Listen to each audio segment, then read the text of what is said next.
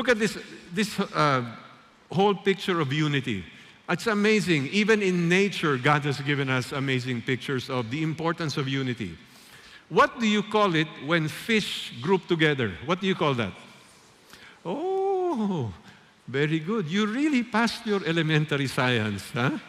A school of fish. Okay, why do fish, both young and even adult fish, why do they do this?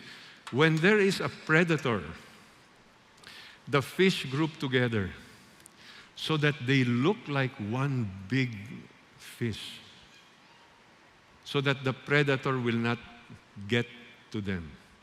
When one fish is being chased by a predator, he will join the school of fish and he will feel safe because the school of fish is a picture of what? Unity. Now, can you imagine if in the school of fish, the same fish are eating each other? Will that work? It won't. But how come among Christians, instead of operating like a school of fish, many of us, we keep biting each other? We are each other's predator.